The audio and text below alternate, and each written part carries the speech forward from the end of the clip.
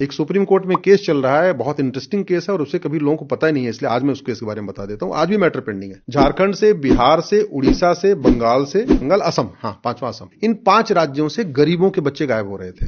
ये जो लेबर का काम करते हैं, झुग्गियों में रहते हैं, लेबर मिस्त्री का काम करते हैं, इनके बच्चे गायब हो जाते थे। 75,000 बच्चे गायब हो गए। पुलिस के पास जाते थे, लोग आके बैठ जाते थे, कुछ नहीं होता था। बाद में पता चला ये सारे के सारे बच्चे केरल में मिले, केरल के यतीम खानों में मिले। सारे बच्चों का कन्वर्जन हो चुका था, उनका खतना हो चुका था, उनका नाम बदला जा चुका था। फिर बाद में जस्टिस अशोक भूषण, जो राम मंदिर वाले बेंच में भी थे यहाँ पे सुप्रीम कोर्ट में, ये उस समय केरल हाई कोर्ट के चीफ जस्टिस हुआ करते थे।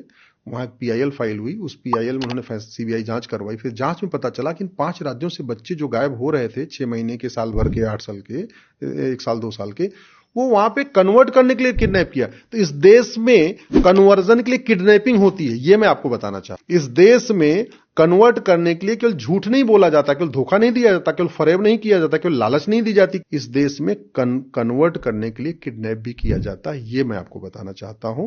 तो इसको रोकना जरूरी है और वो तभी रुक सकता है जब धर्मांतरण को इसमें बीएनएस में शामिल किया जाए, धर्मांतरण को ऑर्गेनाइज क्राइम डिक्लेयर किया जाए, धर्मांतरण को राष्ट्र की सुरक्षा के लिए खतरा घोषित किया जाए।